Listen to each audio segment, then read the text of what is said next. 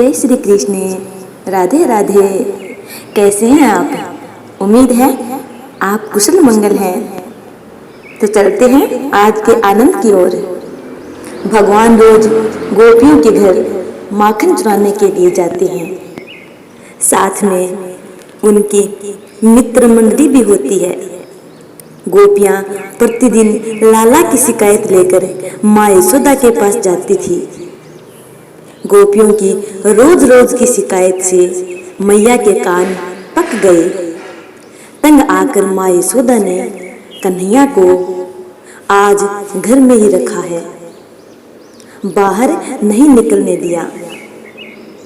जब सुबह से शाम हो गई, गोपियों को कान्हा के दर्शन नहीं हुए, तो सभी गोपियां सोचने लगे कि आज कन्हैया कहाँ है। गोपियों को पता चला कि आज माँ ने लाला को घर में बंद कर रखो है। गोपियां छटपटाने लगी, क्योंकि गोपियां कृष्ण के दर्शन बिना नहीं रह सकती। तो सभी गोपियां मिलकर उल्हाना देने के बहाने नंद के द्वार पर गई हैं और जाकर माँ यशोदा से कहती हैं, अरे ब्रजरानी, लाला कहाँ है? सुबह से दिखाई नहीं दे रहा है। यशोदा बोली कि कहाँ बात हो गई है?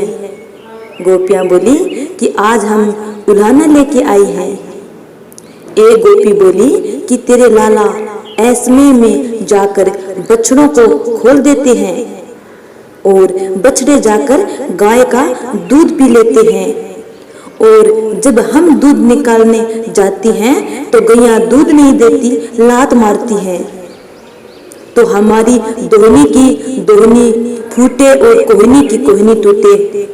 यशोदा बोली, अरे गोपियों, मेरो छोटो सो लाला है और तुम कितनी बड़ी हैं, तो मेरो लाला को डांटा करो, फटकारा करो।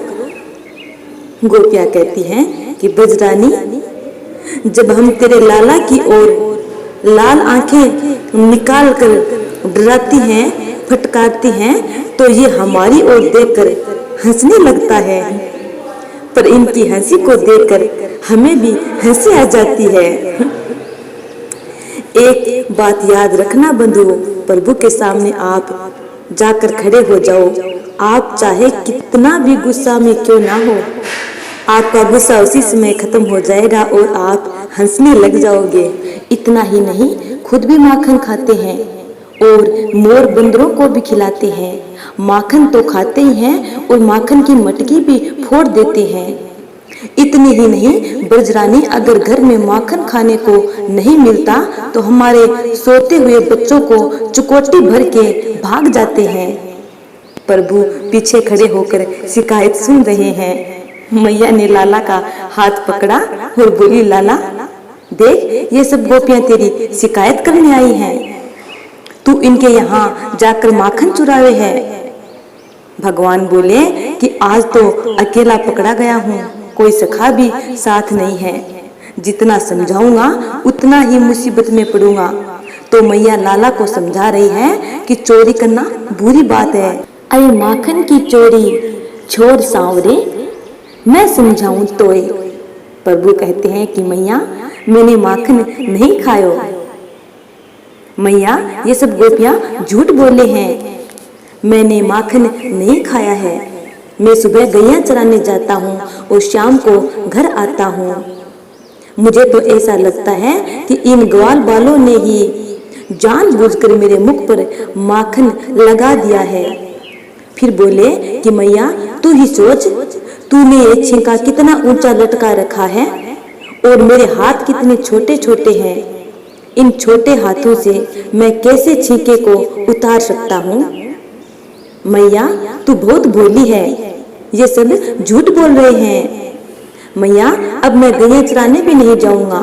सूरदास कहते हैं कि कन्हैया की इस चतुराई को देखकर यशोदा मन ही मन मुस्कुराने लगी और कन्हैया को गले लगा लिया। माँ कहती है, सच सच बता लाला, तूने माखन खायो है कि नहीं? तुझे मेरी सौगंध। माँ की बात सुनकर कन्हैया बोले कि हाँ मैया, मैंने ही माखन खायो।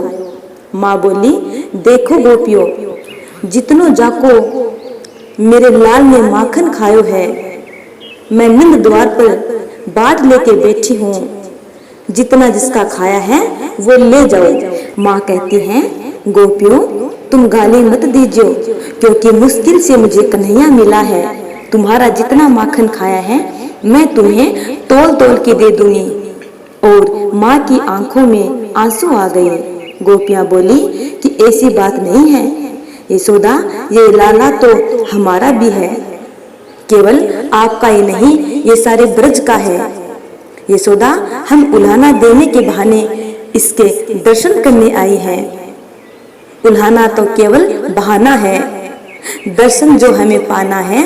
गोपियाँ कहती हैं, कोई किसी के बाल पर मरता है, कोई किसी की चाल पर मरता है, कोई किसी के गाल पर मरता है, पर हम तो बस नंद के लाल पर मरती हैं। ये हमारा जीवन धन है, ये हमारा जीवन धन है। कथा कैसी लगी? यदि अच्छी लगी हो तो लाइक, कमेंट और ज़्यादा से ज़्यादा लोगों में शेयर करना। आगे आने वाली कथा का इंतज़ार करना। तब तक के लिए जय श्री कृष्ण, राधे राधे।